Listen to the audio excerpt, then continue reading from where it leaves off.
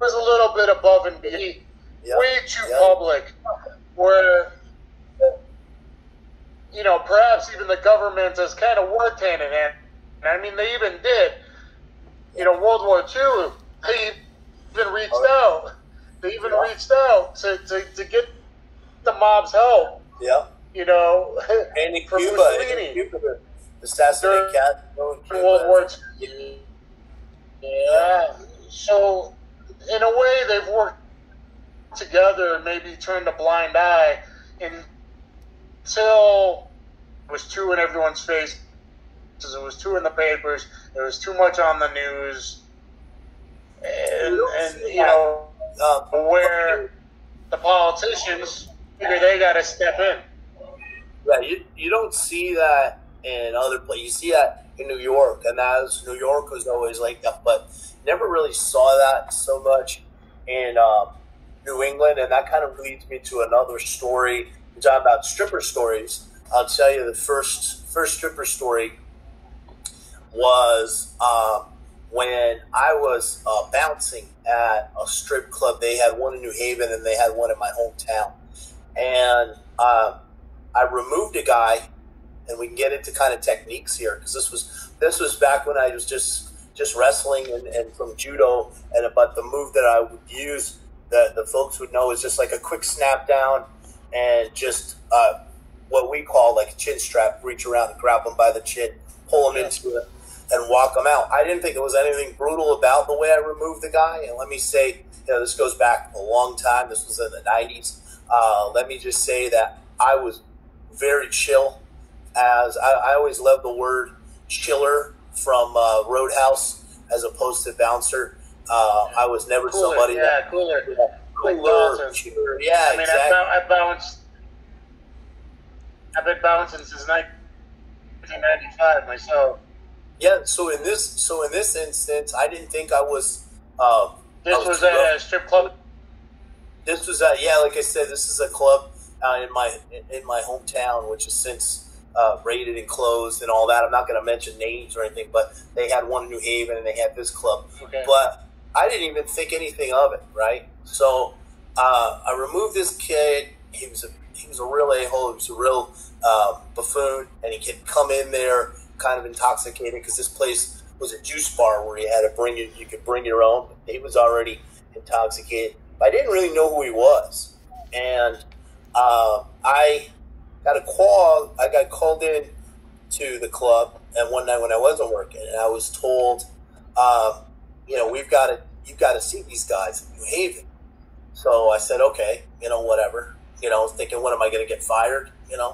So without naming names, this kid was nephew of a guy who was really big with the Patriarchas, which was everybody, kind of public information, the mob in New England. And without naming names, they basically questioned me, and I said, look, I didn't rough the kid up, I just removed him the way I told you, just a quick snap down to pull him in and hooked his arm and walked him out. And I said, and I consider myself to be, and I kind of, was really respectful of these guys. I said, I consider myself to be one of the calmer, bouncers there. And there were guys that were, you get some rough bouncers that rough people up. I say, I never do. And I don't put my hands on anybody unless it's absolutely necessary. So whatever. So found out that he was the nephew of this guy. But then, ironically, a couple of the guys that were in the meeting, after we left, we were talking outside, and they said, "Kid is such an asshole." They said, and they started talking about what a punk this kid was, and nobody likes him. And then they started talking to me, and we actually started hanging out with these guys, and they gave me some other stuff to do, and I actually ended up managing that club for a while before they closed. And they were actually a club that was involved in a lot of cleansing of money and so forth. But it's dirty when it's touched all these strippers and their juices. And yeah, exactly. The money needs to be cleaned. I mean, you got these dollar bills going up coochies. I don't want to. Man, I've worked at a lot of strip clubs in my life, you know, and you know what I love to do with this club was I was in Fairfield County, Connecticut. There was a lot of money, and we were right by Westchester. These rich kids would have these. We did like alcohol where we brought the strippers over for private parties and stuff, and they had these smoking hot Brazilian girls, a couple of them that were sisters, and I used to bring them out for private parties, and those were some good times. You know, I want to keep it PG, but had some great times back then, and always loved the Latinas, loved the Brazilians. Me and you are both people of the world. We love people of all backgrounds and colors. We don't care. We're lovers, man. That's right. That's the way the world should be. Yeah, they had one girl there that was Cambodian that was like 10, and that was perfect too. So yeah, I mean, I don't discriminate, you know. Yeah, I don't discriminate either. They're all good by me. Yeah. So that got you a bit of notice, and you're managing the club, and then you get to know some of these guys. Yeah, that kind of evolved into that, and then I actually found out in advance that club was going to get closed down, and I was at the time during the days I was hawking booze, so I got out of there, in enough time.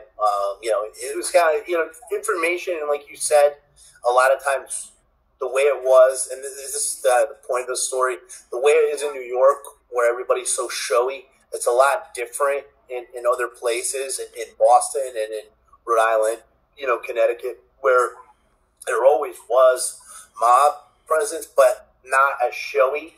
And a lot of times, I mean, I don't know how many stories I want to tell, but I can tell stories about with these guys and certain PD where we're at a house and there were certain things that were seized that they were gonna utilize themselves and then give back to other vendors, like you talked about, the thing that got them all in trouble that they were dealing with. But it's interesting how things operate in New York. I think they're always really flashy. Teflon Don is one great example, but not everybody. Carlo Gambino was very laid back and reserved.